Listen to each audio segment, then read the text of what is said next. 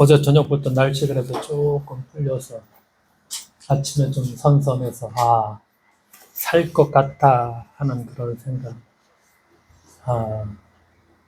살 것 같은 날이 참 좋구나. 그런 생각하고 그런 기분이 들었습니다. 이스라엘 백성들 했던 인사가 샬롬이죠. 평화. 이 인사말을 생각해 보면서 얼마나 전쟁이 계속 있었다면 인사가 평화 샬롬이었겠는가. 근데 지금 생각해 보니까 우리도 전쟁이 일상화된 그런 시기에 우리가 살아가고 있구나. 그러면서 또 정치가 극단적인 어떤 이념 투쟁, 트럼프 이후에 이 정치가 분열을 시키고 혐오, 또 증오, 차별, 그럼으로써 세계 사람들을 갈라치고 또 한 나라에서 국민을 갈라놓는 그런 시대가 일상화되다 보니까 이것이 또 그냥 몸에 배 가지고서 이것이 그냥 그대로 살아도 되는 것인가 하는 생각, 그런 생각을 하게 됩니다. 어떤 때 정부가 위기가 오게 되면은 위기를 돌파하고자 보면은 늘 희생양을 만들죠. 그러면서 희생양을 만드는 가장 악질적인 것이죠. 악마화 시키는 것이죠. 같은 사람인데 내 어떤 위기를 돌파하고자 상대방을 악마화 시켜서 사람들로 하여금 저건 사람이 아니라 타도해야 될 그런 어떤 대상, 그런 마음을 갖게 하죠. 사실 악마화는 이 심리적인 용어입니다. 우리가 남자들이 군대 생활 가운데 해보면은 군기를 잡기 위해서 사병 전체를 얼차례 이렇게 기합을 주는 것도 있지만 시범 케이스가 있습니다. 한 병사만 딱 골라가지고서 혹독하게 심하게 벌을 주어서 이제 전체를 다 긴장하게 만드는 그런 방법들 많이 경험을 했습니다.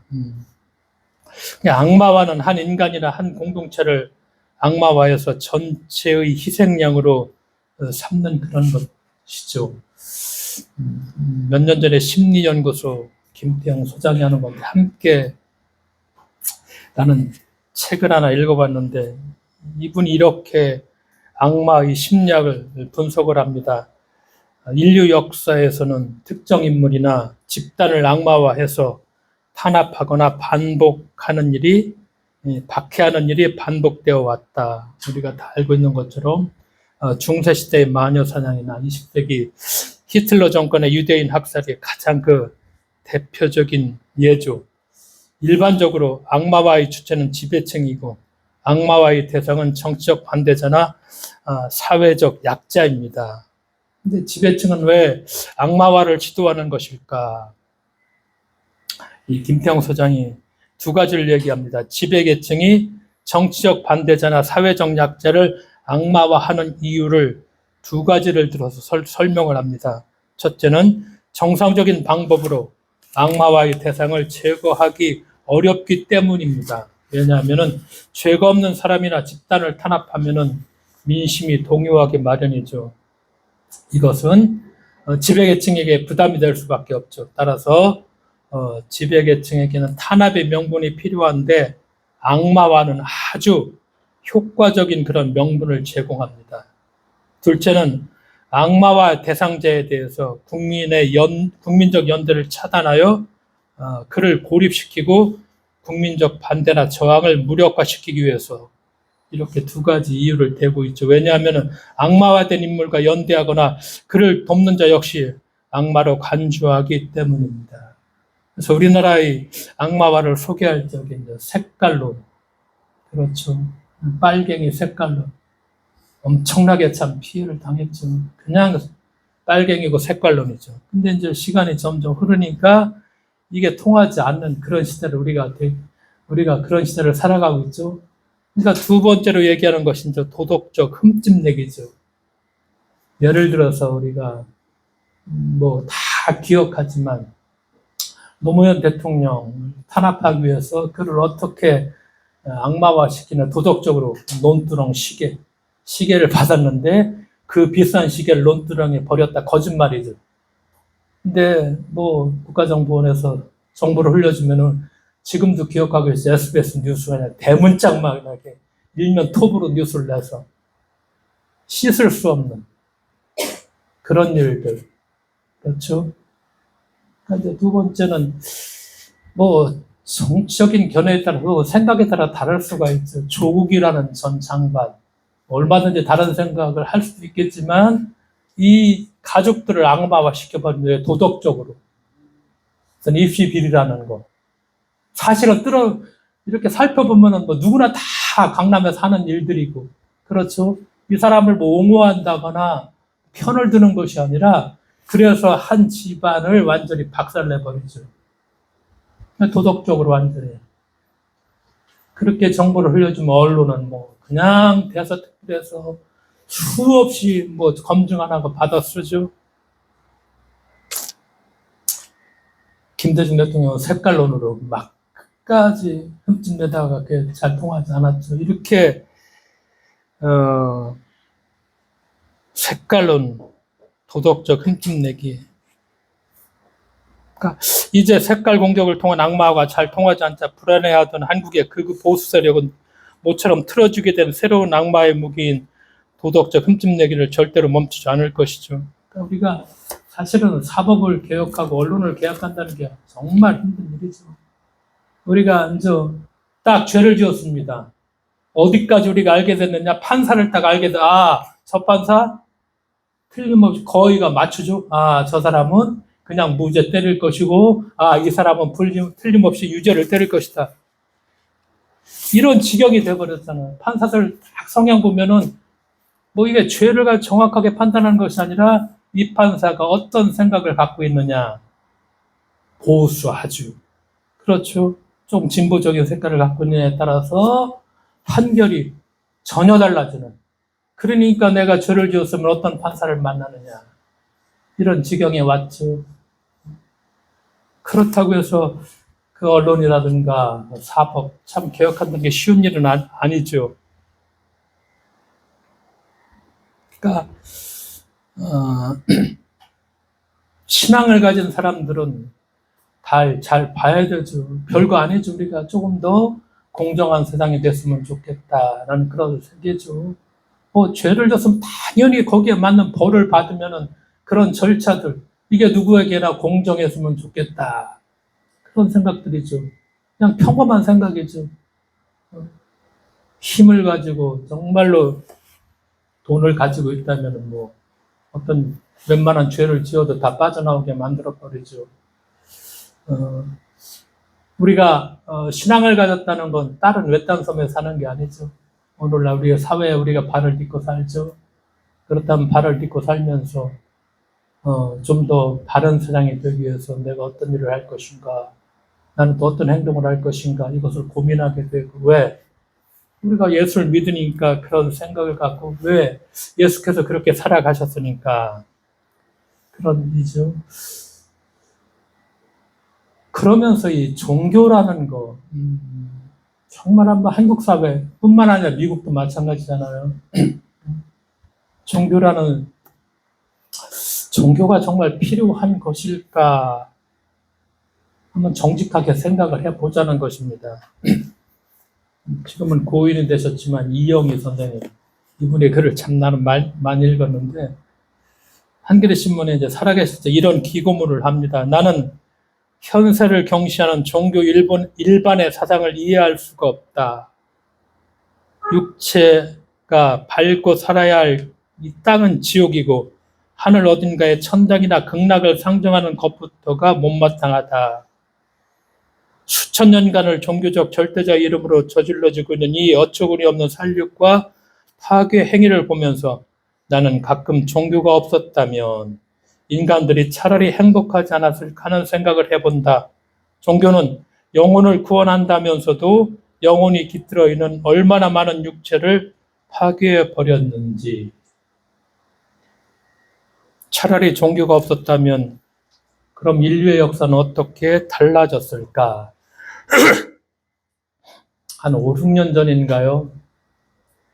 기독교를 발칵 뒤집는 책이 하나 나왔죠. 리차드 도킨슨, 만들어진 신이라는 거.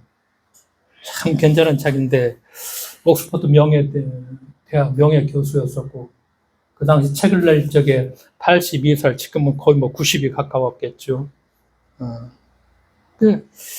도킨슨이 이 책에서 그렇게 얘기하죠. 만들어진 신에서 종교가 없었다면 자살, 폭파범도 없고 마녀 사냥도 없고 십자군 전쟁도, 이스라엘과 팔레스타인 사이의 전쟁도, 머리에 기름을 바르고 번들거리는 양복을 빼입은 채 텔레비전에 나와 순진한 사람들의 돈을 우려먹는 복음 전도자도 없었을 것이다. 유럽에서는 이렇게 전도를 하죠. 텔레비전에 나와서 전도를 하고 돈을 받고. 그래서 도킨슨이 계속해서 얘기합니다. 종교가 인간 사회의 타락을 막는 사회적 순기능을 한다는 믿음이 허구다. 그러면서 끝없는 전쟁과 편견, 가난, 아동학대와 성차별, 동성애자, 박해 등 인간의 존엄성이 만들어진 신 앞에서 어떻게 무너져 갔는지 도킨슨이 따집니다. 그러면서 이 도킨슨은 자살 테러범들이 있죠. 우리가 말하는 것처럼 뉴욕의 그 빌딩에서 미국인 몇천 명이 죽었잖아요. 그뿐만 아니라 지금도 그런 테러가 가끔 일어나죠. 그러니까 자살 테러범들은 그렇게 악행을 저지르고도 이거 아니다. 나 악행 저지른 게 아니다. 나는 종교의 가르침을 따라, 그렇죠. 알라의 가르침을 따라서 정의로운 행동. 그렇게 몇천 명을 죽이고도 그 행동이 어떤 행동이야? 정의로운 행동이야. 왜? 알라가 시킨 거야. 그래서 나는 한 거야. 그러니까 몇천 명이 죽은 것이 잘못된 것이 아니고 나는 순교했고, 그것은 알라가 시킨 것이고, 나는 이제 하늘에서 어떻게 알라가 나한테 상을 줄 것이고. 그러니까 도킨슨이 또 이렇게 묻습니다. 차라리 종교가 없었다면 인류의 삶은 어떻게 달라졌을까? 우리도 한번 생각해 볼 필요가 정직하게 있지 않나?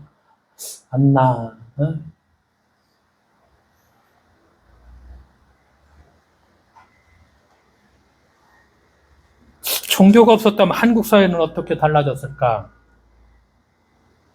끔찍한 이단 사이비 종교, 이거 없었을 것이죠. 전광훈을 중심으로 한 광화문의 태극기에 그 기독교 어처구니 없는 행위, 이것도 없었을 것이죠. 차별하는 차별금지법, 차별해서 하는 이 법도 지금 통과되지 못하고 있죠. 남북관계에 있어서도 적개심을 갖는 것들이 다, 그렇죠. 종교 없는 사회가 차라리 더 희망적이라는 주장, 도킨슨이 이렇게 얘기했는데,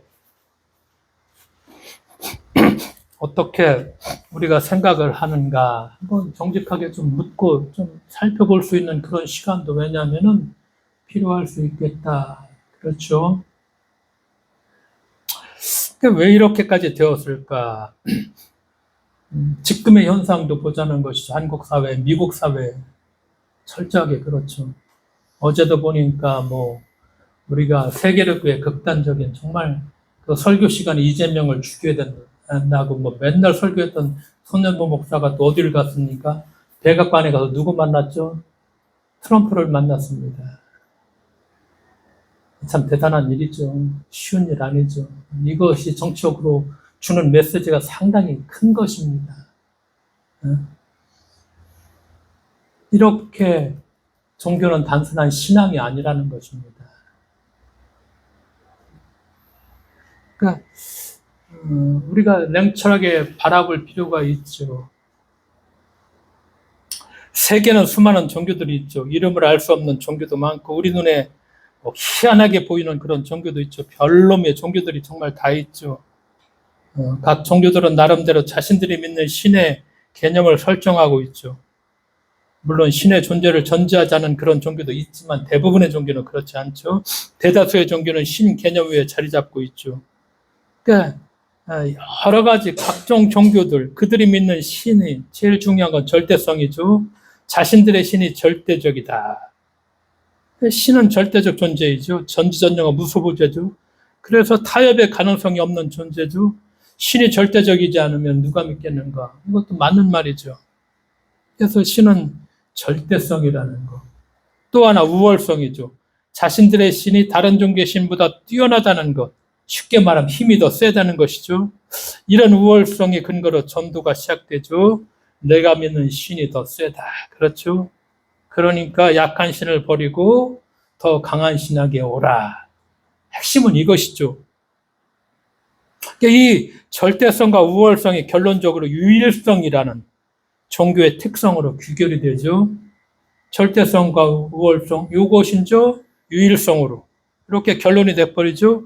그러니까 내가 믿는 신의 절대성과 우월성은 결국 나의 신이 유일하다라는 결론에 이르게 되죠.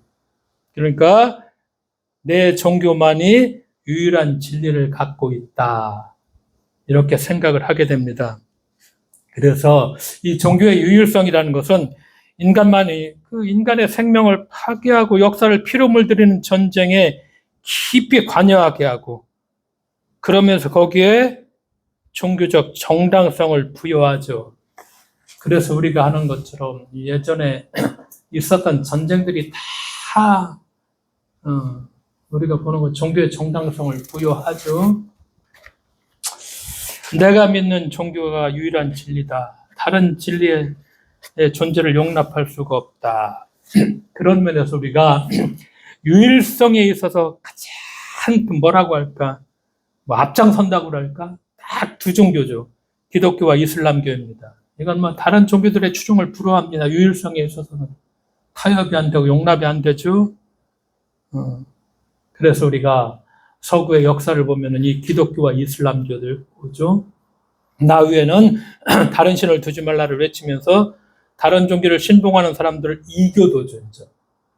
내가 유일하니까 다른 건 이교도야.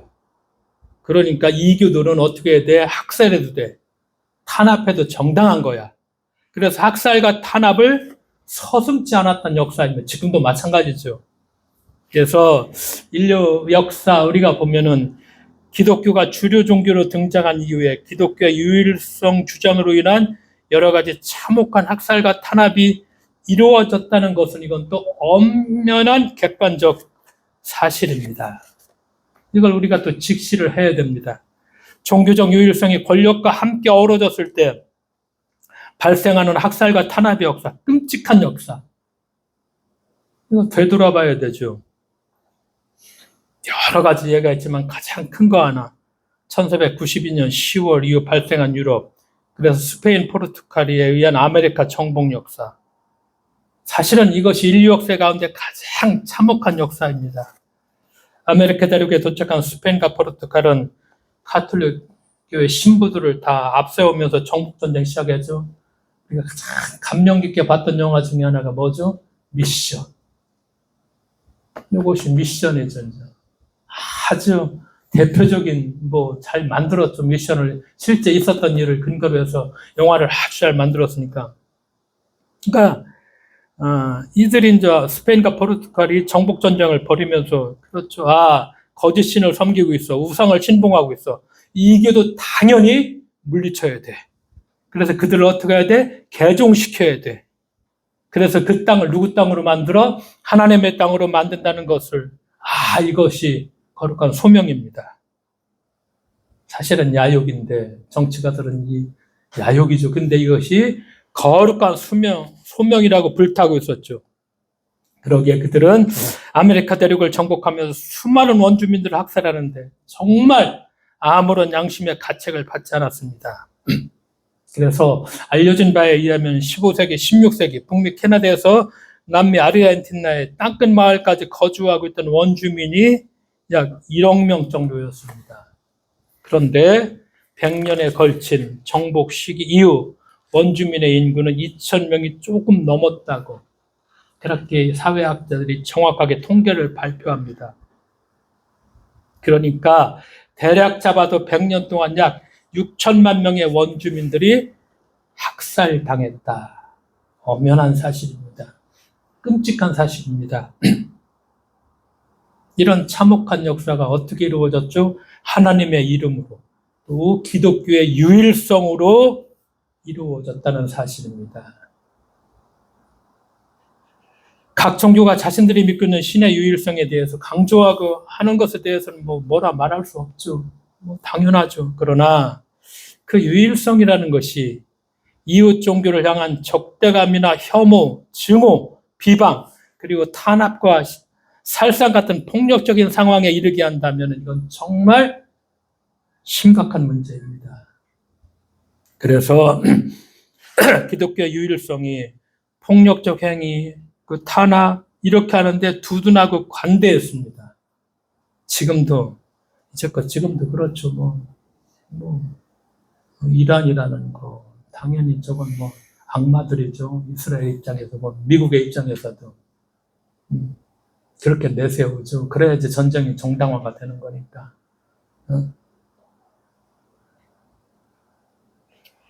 기독교의 유일성이 오직 예수죠. 오늘 베드로가 그렇게 고백하죠. 이 예수밖에는 다른 아무에게도 구원은 없습니다. 사람들에게 주신 이름 가운데 우리가 의지하여 구원을 얻어야 할 이름은 하늘 아래에서 이 이름밖에 다른 이름이 없습니다. 사도행전 4장 12절 오늘 읽은 본문의 말씀이죠. 오직 예수를 지탱해주는 가장 중요한 성서의 기록이죠. 오직 예수는 기독교를 특징지는 그런 가르침이죠. 당연하죠. 기독교에서 예수를 빼면 무엇이 남겠는가? 그렇죠. 우리가 믿는 종교는 오직 예수를 중심으로 이루어진 종교이면 틀림없죠. 그런데 문제는 이 오직 예수, 이 가르침이 기독교를 폭력적 혹은 폐쇄적으로 만들었다는데 심각한 문제가 있죠. 가장 중요한 교리와 가르침에도 불구하고 우리가 길거리 전도자들부터 자주 듣는 이 소리가 이렇게 폭압적으로 때때로 들려주는 것일까? 우리의 구원이 당연히 예수로부터 오죠. 예수로부터 오는 구원이 아니라면 우리가 굳이 기독교인으로서 살아가야 할 이유가 하나도 없죠. 또 기독교를 모일 이유도 없고. 그러니까 신앙인들, 우리 기독교인들은 오직 예수를 중심으로 살아가는 그런 사람들이죠. 이게 우리의 정체성이죠. 그래서 우리들에게 예수는 처음이고 마지막.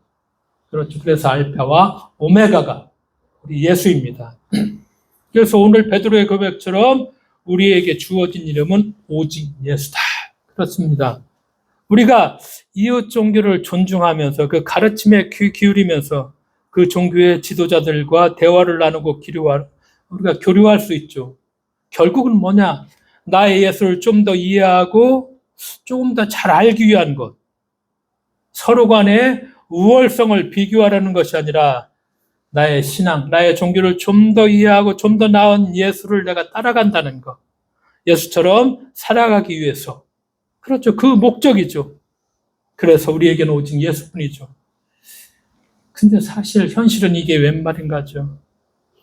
이렇게 소중한 오직 예수가 기독교인들로 하여금 유난히 죄를 찾아내는데 힘쓰게 하며 그 죄를 고발해 하는데 매달리게 만들어버리죠. 왜 오직 예수를 부르짖는 일이 사람들을 구별하고 차별하고 혐오하고 정죄하는 일에 열중하게 만드는 일일까? 그렇게 만들어버리는 것일까? 왜 오직 예수라는 가르침이 사람들을 예수의 사랑으로 품어안고 포용하고 아픔을 달래고 위로하고 격려하고 용기를 북돋아주고 어려운 삶의 현장에서 힘을 내어 사람답게 살아가도록 해주지는 못하고 이것이 주눅들게 만들고 협박하고 억압하는 일에 열중하게 만들고 있는 것일까? 오늘 우리에게 베드로가 외친 우리에게 주어진 이름은 예수밖에 없다는 베드로의 고백이 정말 이런 것일까? 그래서 오늘 말씀을 찬찬히 들여다볼 필요가 있죠. 왜냐? 배경을 알아야 되죠. 베드로의 고백이 발생하게 된 배경을 조금 자세히 들여다볼 필요가 있죠. 그렇죠. 유다에, 예루살렘. 그렇죠. 예수가 부활한 다음에 이 말씀은 사도 바울이 이제 등장하기 전의 이야기입니다. 바로 그때 이야기죠.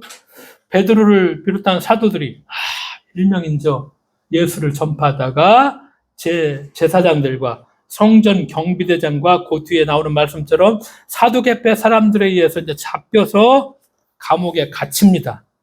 그 다음날 유대의 지도자들과 장로들과 율법학자들, 대제사장 안나스, 가야바와 요한과 알렉산더와 대제사장의 감옥에 속한 사람들이 이제 신문합니다.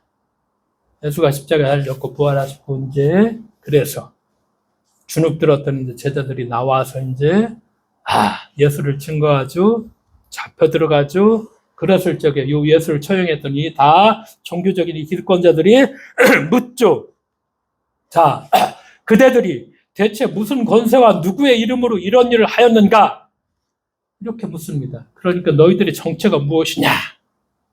이때 베드로가 대답한 말이 오늘의 본문이죠. 예수밖에는 다른 아무에게도 구원은 없습니다. 사람들에게 주신 이름 가운데 우리가 의지하여 구원을 얻어야 할 이름은 하늘나라에 이 이름밖에 다른 이름이 없습니다. 이렇게 베드로가 고백합니다. 그냥 줄여서 말하면은 정말 아까 얘기한 대로 오직 예수 이름으로 살아가는 사람들, 이것이 베드로의 답변이죠.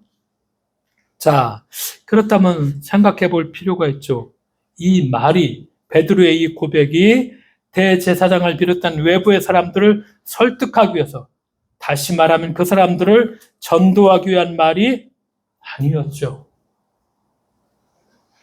오직 예수라는 고백은 자신들의 정체성을 드러내는 고백입니다.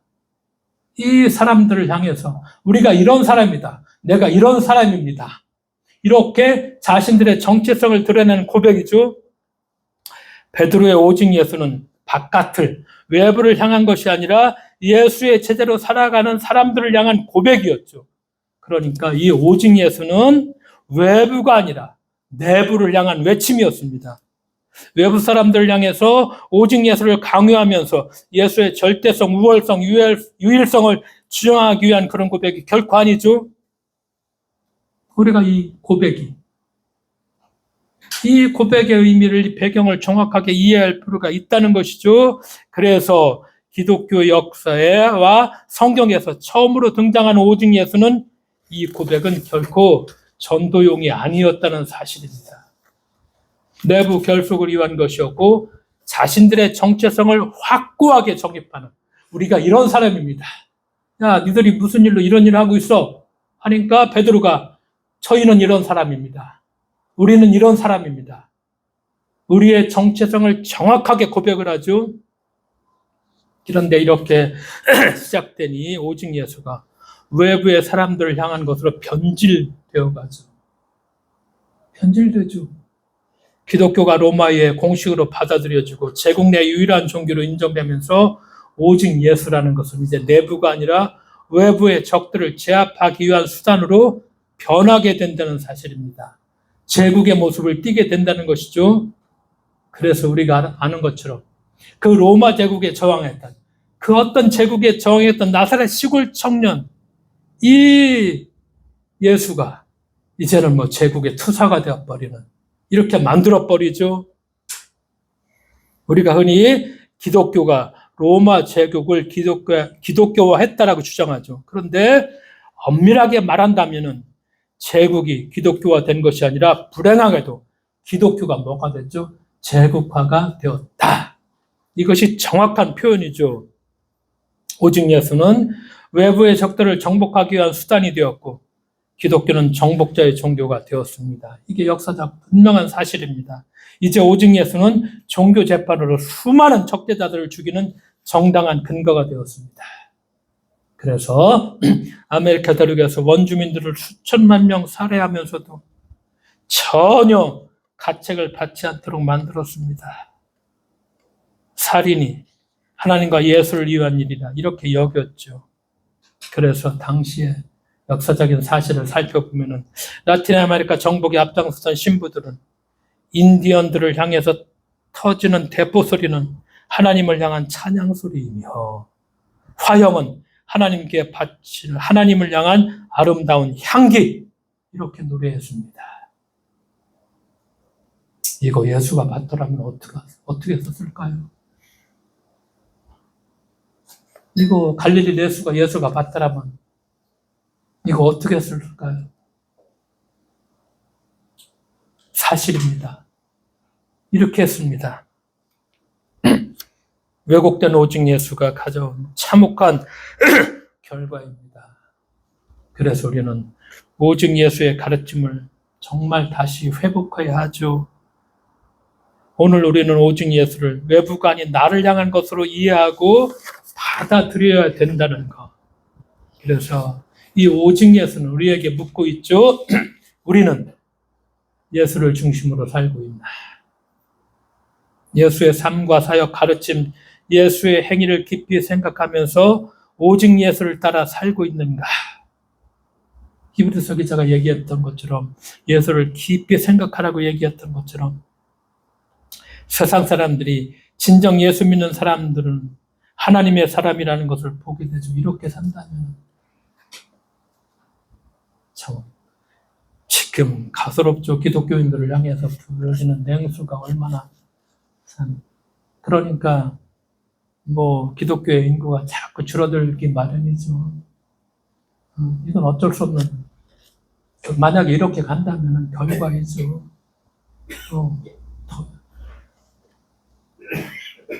사도행전 3장에 베드로는 예루살렘 성전으로 올라가다가 한 병자를 만나죠. 병자가 도움을 요청하죠. 그때 베드로가 이렇게 말하죠. 우리가 다 알고 있는 말씀처럼 은과 금은 내게 없으나 내게 있는 것으로 내가 너에게 준다. 나사렛 예수 그리스도 이름으로 일어나 걸으시오. 베드로가 가진 것이 없었죠. 베드로는 아무것도 가진 것이 없었고 뭘 가지고 있었습니까? 오직 예수뿐이었습니다. 그러니까 베드로가 줄 수 있는 건, 내가 너한테 줄 수 있는 건 아무것도 없는데 다 가진 거 있다. 오직 예수다. 그래서 베드로는 병자에게 다른 어떤 것이 아니라 오직 예수를 주었죠. 오늘 우리가 신앙을 가진 우리 한국교회 믿는 사람들이 사람들에게 무엇을 주고 있나? 예수 믿으면 번영하고 성공하고 만사 형통하고 좋은 대학 가고 직장 건강 잘 되는 나 긍정 격수하고 이것들을 주고 있나? 우리는 우리가 가진 것 중에 줄 수밖에 없죠.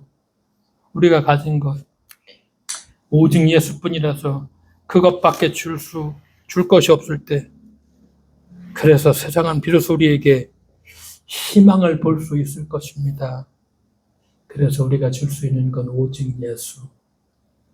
그래서 베드로가 이렇게 고백했던 거, 자기를 신문하는 그 당시에 적대적인 어떤 종교의 지도자들을 향해서 보시오, 우리는 이런 사람입니다. 형제에게 아무것도 줄 거 없다. 나 가진 거 없다. 그러나 있다. 오직 예수. 우리가 이 오직 예수를 줄 적에 정말 우리가 하나님의 사람이라는 것을, 우리의 정체성을 드러낼 수 있다는, 다시 한번 이 말씀의 의미를 깊이 좀 한번 같이 생각해 볼 수 있는 그런 우리 모두가 되어야만 하겠습니다. 기도하겠습니다. 하나님 아버지 감사드립니다. 예수밖에 없습니다. 우리는 예수의 이름을 갖고 살아가는 사람입니다. 우리가 줄 수 있는 건 오직 예수밖에 없습니다. 이 오직 예수를 세상을 향해서 줄 수 있는 그런 우리가 될 수 있도록 주님, 우리를 이렇게 세워주실 것을 믿으며 예수님의 이름으로 기도드리옵나이다. 아멘.